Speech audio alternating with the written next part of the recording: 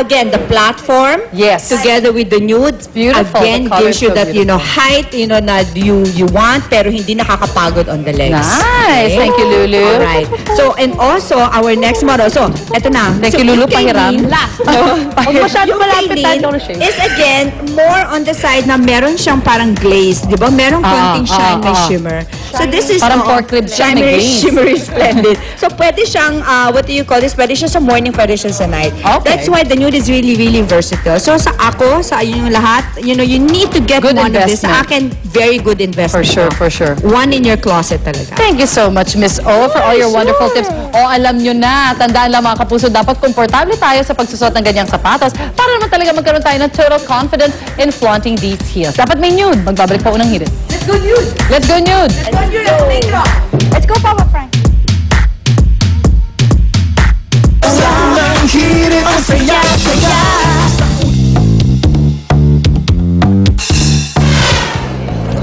Isang House resolution na naglalayong bigyang parangal ang Mitsui OSK Lines ang inaprubahan sa Kongreso. Ang Japanese Transport Company ay isa sa mga tumulong maghatid ng donasyon sa mga nasalanta ng bagyong Sendong kamakailan.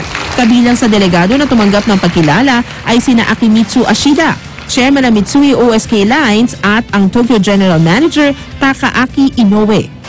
Tagumpayan 2012 Inagen Summit na naganap sa Pasay. Animal Health and Genetics ang focus ngayong taon ng Agriculture Expo na naglalayong pagsamasamahin ng mga eksperto sa iba't ibang aspeto ng meat, poultry, and seafood. Ilang seminar tungkol sa animal nutrition ang napakinabangan ng mga dumalo, kabilang ang mga may-ari ng farm, livestock, at sa mga nais pumasok sa mga negosyong agrikultura. Ang kilalang animal health industry na Univet Nutrition and Animal Healthcare Company, o mas kilala sa pangalang UNACO, ang major sponsor ng annual summit. Kasabay ng 2012 Philippine Arts Festival, isang exhibit ang ibinida featuring the different classic and modern designs ng silya o upuan.